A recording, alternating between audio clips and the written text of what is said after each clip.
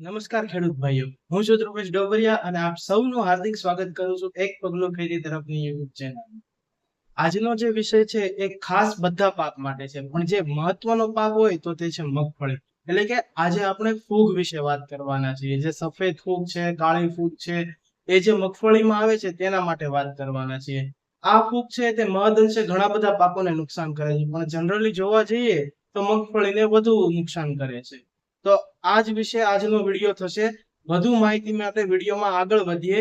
જો તમે અમારી ચેનલને સબસ્ક્રાઇબ ના કરી હોય તો અમારી ચેનલને સબસ્ક્રાઇબ કરો અને અમારા વિડીયો અથવા તો અમારી માહિતી તમને સારી લાગતી હોય તો વધુમાં વધુ લોકો સુધી શેર કરો, જેથી કરીને આ માહિતી બીજા લોકોને પણ મળે.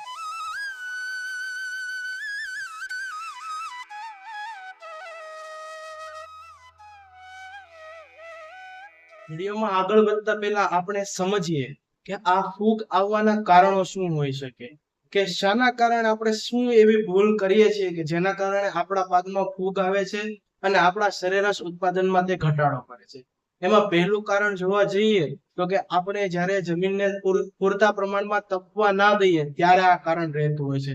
ઘણીવાર આપણે ત્રણેય સિઝનમાં પાક લઈએ અને પછી વાવણી તરત જ થઈ જાય ને જો જમીનની ખેડ ના થઈ હોય આપણે પાક ડાયરેક્ટ વાવી દઈએ ત્યારે આ પ્રોબ્લેમ ઉભો થાય છે.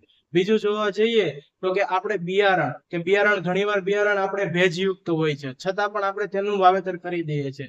આવા સમયે તે બિયારણને સૂર્યપ્રકાશમાં પૂરતા પ્રમાણમાં તપાવીને તેનું વાવેતર કરવું જોઈએ, જેથી કરીને આ પ્રશ્ન ખૂબ જ ઓછો રહે. હવે આવા ભેજવાળા બિયારણના કારણે પણ તેમાં તરત જ ફૂગ લાગવાની શક્યતાઓ સૌથી વધુ રહી છે. ત્રીજું જોવા જઈએ તો કે તેમાં પટનો અભાવ.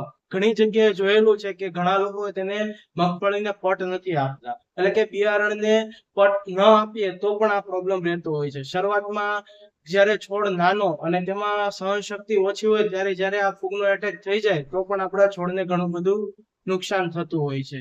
અને ઘણીવાર સમજણ, એટલે કે કઈ દવા છાંટવી કઈ ન છાંટવી અથવા તો કેવો જૈવિક ઉપાય કરવો કે રાસાયણિક ઉપાય, આપના અભાવના કારણે પણ ઘણીવાર આપણા પાકને નુકસાન થતું હોય છે.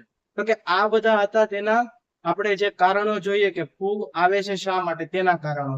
હજી પણ જોઈએ તો કે પાકની જ્યાં ફેરબદલી ના થતી હોય, એટલે કે ઘણા સમયથી કન્ટિન્યુઅસ એકનો એક પાક વવાતો હોય ત્યાં પણ આ પ્રોબ્લેમ વધુ રહે છે. તો કે પાકની ફેરબદલી પણ ખૂબ જ જરૂરી છે. હવે જોવા જઈએ તો કે તેના ઉપાય જોઈએ. ઉપાયમાં આપણી પાસે ટોટલ બે ઉપાય છે, એક જૈવિક અને બીજો રાસાયણિક. હવે પહેલા આપણે એક રાસાયણિક ઉપાયની વાત કરીએ તો કે રાસાયણિક ઉપાયમાં આપણે શું કરી શકીએ તો કે બીજને જ્યારે પટ લગાવીએ તો કે મેન્કોઝેબ છે, મેટાલેક્ઝિલ છે, કાર્બેન્ડાઝિમ છે, ટેબુકોનાઝોલ છે, 80% સલ્ફર છે, આવી વગેરે ઘણી બધી ટાઈપની દવાઓ આવે છે અને ઘણી બધી આ બબેના મિશ્રણમાં પણ આવે છે. આ બધાનો ઉપયોગ તમે મગફળીને પટ આપવામાં કરી શકો છો. આ ઉપરાંત જોવા જઈએ તો કે એક સિમ્પલ લોજિક લગાડીએ તો કે જ્યાં સુધી મગફળીનો પોટો અંકુરિત થાય અને બીજ સાથેથી અલગ થાય ત્યાં સુધી જ આ દવાનો અસર રહેતી હોય છે. એટલે કે જનરલી ગણો તો કે 10 થી 15 દિવસ, કારણ કે આપણે જે પટ માર્યો એ એના ફોતરા અથવા તો બીજ ઉપર હોય છે એમ. તો કે જ્યારે છોડ અંકુરિત થઈ જાય અને તેના જે બીજ હોય તેનાથી મૂળ એ બંને છૂટા થઈ જાય તો એ દવાની અસર રહેતી નથી. આવા સમયે પણ છોડ હજી નાજુક અવસ્થામાં હોય છે, એટલે ફૂગનો સૌથી વધુ એટેક થવાની શક્યતાઓ રહી છે.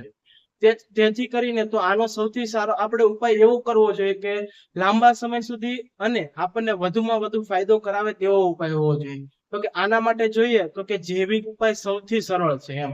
તો કે જૈવિક ઉપાયમાં જોઈએ તો કે સુડોમોનાસ છે, ટ્રાઇકોડર્મા વિરિડિન છે, આ બધી ટાઈપની એક ફૂગો આવે છે એમ. કે આપણે જેમ કે ગુજરાતીમાં કહેવત છે ને કે લોઢું જ લોઢાને કાપે, તેમ આપણે ફૂગ જ ફૂગને મારશે એમ.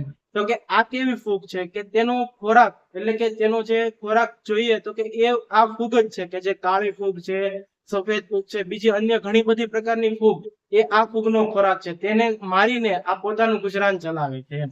તો કે આનો ઉપયોગ કરીએ તો આપણને સૌથી વધુ ફાયદો રહેતો હોય છે એમ.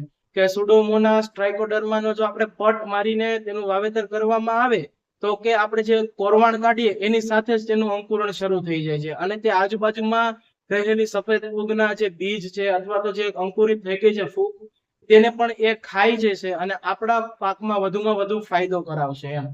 અને બીજું આ ઉપરાંત તમે તેને જ્યારે કોરવાણ કાઢો અથવા તો બીજવાણ આપો ત્યારે પણ તેને જો તમે પટ ના આપ્યો તો પાઈ શકો છો. આ ફૂગ આપણને ખબર જ છે કે ફૂગને જ્યારે ભેજ મળે ત્યારે તે વધારેમાં વધારે વિકાસ પામે છે. તો કે આ ફૂગના ઉપયોગથી આપણી જે જમીનજન્ય જે કાળી ફૂગ છે, સફેદ ફૂગ છે, તેનાથી આપણને બહુ જ ફાયદો થશે એમ. અને આપણને સરેરાશે આપણને વધુમાં વધુ એટલે કે ઘણી ઘણી જગ્યાએ તો 30 થી 40 મણ સુધીની માંડવીનું ઉત્પાદનનું જોયેલું છે આવા બધા જૈવિક ઉપાયના કારણે. આ જૈવિક ઉપાયથી આપણી જમીન પણ નહીં બગડે અને પ્લસ આપણી જમીનની ફળદ્રુપતામાં પણ વધારો કરશે. બસ ખેડૂત ભાઈઓ, આજના વિડીયોમાં આટલું જ. અવારનવાર માહિતી માટે આપણે આગળના વિડીયોમાં મળતા રહીશું. ત્યાં સુધી જય જવાન, જય કિસાન.